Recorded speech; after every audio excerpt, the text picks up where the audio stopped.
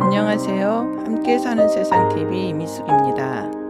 지난주까지 사람이 자기 마음과 뜻대로 되지 않을 때 시험에 들고 그 시험을 이기려면 기도 외에는 없다는 말씀을 드렸습니다.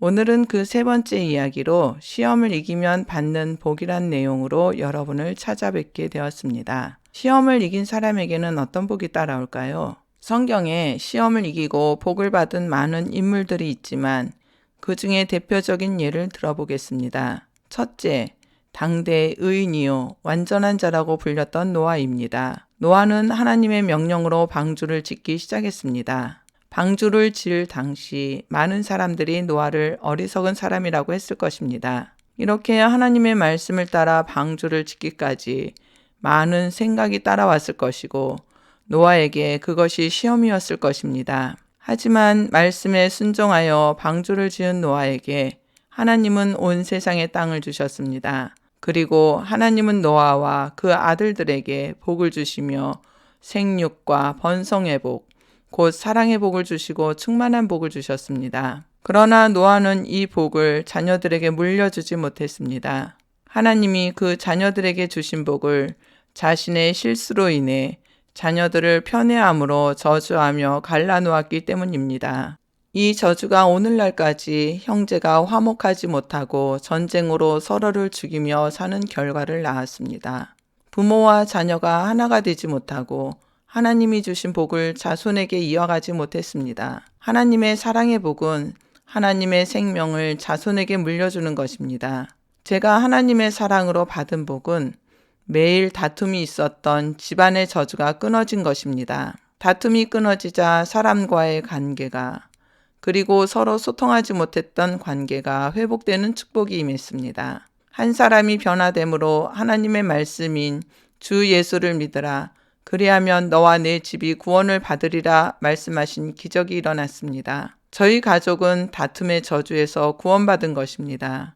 그리고 부부싸움이 사라졌습니다. 부모와 자식의 싸움이 그치고 평화가 찾아왔습니다. 이렇게 하나님이 주신 복을 받기 전까지 모든 문제에는 내가 있었습니다. 화를 몰고 온 것도 나였고 복을 몰고 오는 것도 나였습니다. 하나님의 사랑을 받기 전에는 늘 집안이 나로 인해 싸움이 끊이질 않으니 내가 싸움의 원인이 되어 화를 몰고 온 것이고 내가 하나님의 사랑으로 변화되니 하나님이 복을 주신 것도 나를 통해서였습니다. 이렇게 변화된 집안에 또 한 번의 시험이 왔지만 하나님은 슬기롭게 이기게 하셨습니다. 그 시험은 몇 년 전 추석 명절을 맞아 온 가족이 모여 가족 여행을 가기로 한 전날 아버님이 자녀들을 모아놓고 갑자기 자식들에게 절을 하시며 모든 것이 당신이 부족하고 잘못해서 이런 일을 만들었다는 말씀을 하시는 것입니다. 그 이런 일이란 제가 교회를 옮긴 것과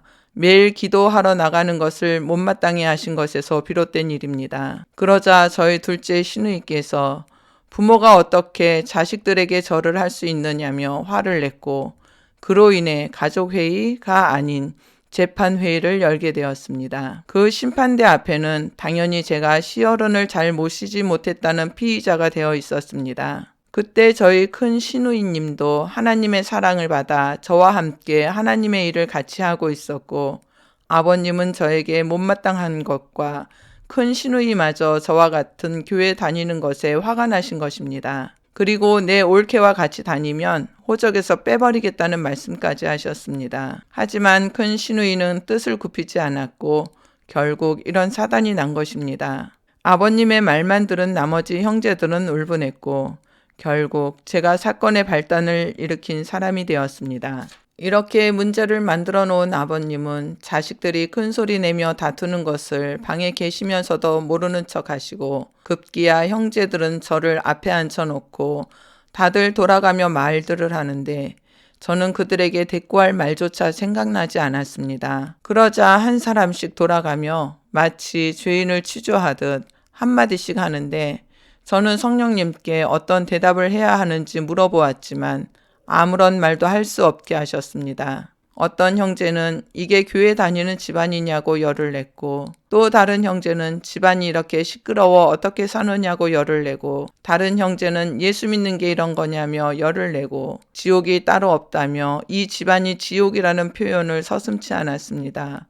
그럼에도 나는 아무 말도 할 수 없었습니다. 답답했던 그들은 저에게 말 좀 해보라며 다그치자 하나님이 제 남편과 큰 시누이를 대변자로 세워 그들에게 대변하게 하셨습니다. 이렇게 내 아이들과 어린 조카들이 듣는 데서 이런 수모를 당했지만 내 마음은 평안하기 그지없었습니다. 아무런 생각이 들지 않고 나에게 화를 쏟아내는 그들이 불쌍하고 가여운 생각밖에는 다른 생각이 들지 않았습니다.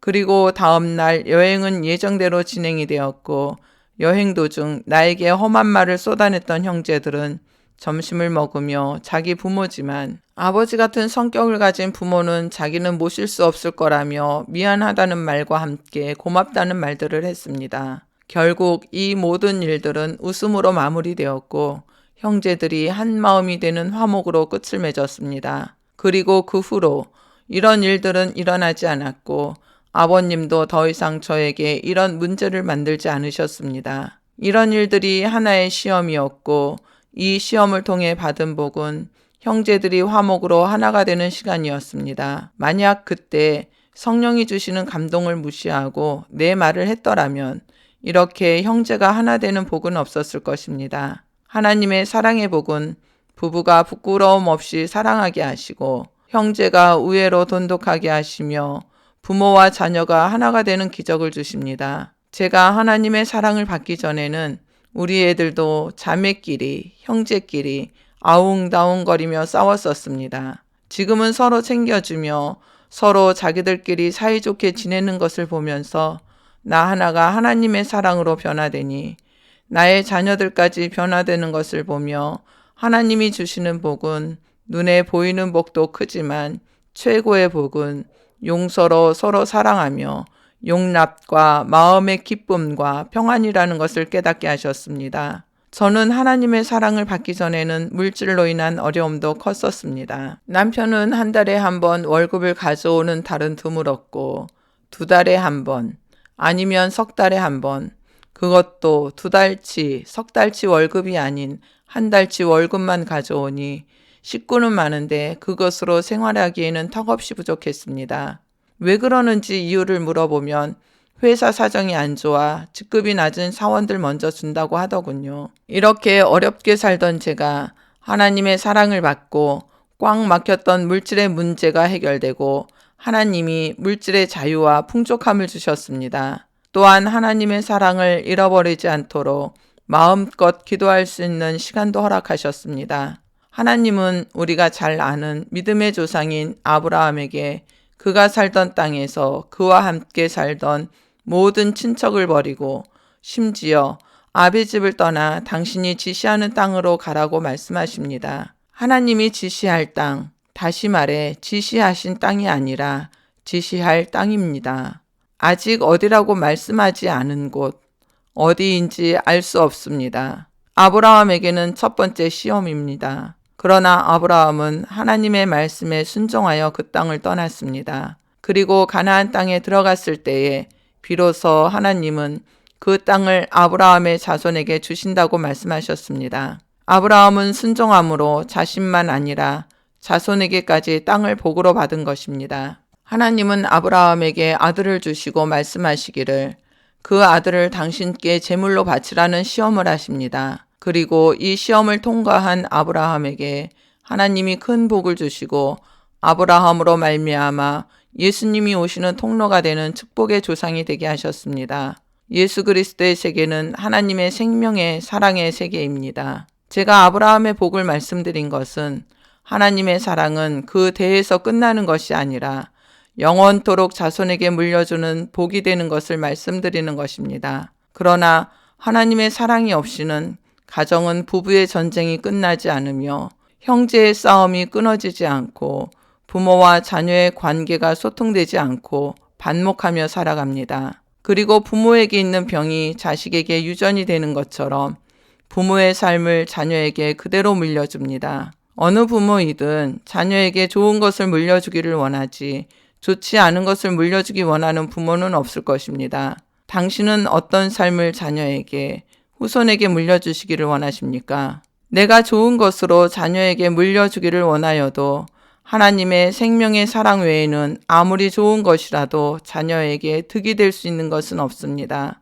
하나님의 사랑은 부부가 부끄러움 없이 사랑하며 형제가 우애하고 서로 돕고 부모와 자녀가 하나가 되고 자녀는 부모에게 효를 행하고 내 이웃을 내 몸과 같이 사랑하며 환경과 생활의 문제가 해결되는 축복이 있습니다. 하나님은 당신을 축복해 주시기 위해 이렇게 사랑으로 당신을 부르고 계십니다. 그리고 하나님의 사랑에 부르심에 화답하는 당신은 행복한 사람입니다. 하나님의 축복과 기적은 당신을 위해 준비되어 있습니다. 공감되셨다면 댓글을 보내주시고 구독과 좋아요 꼭 눌러주시고 알림 설정 부탁드립니다. 우리는 사랑할 수 있습니다.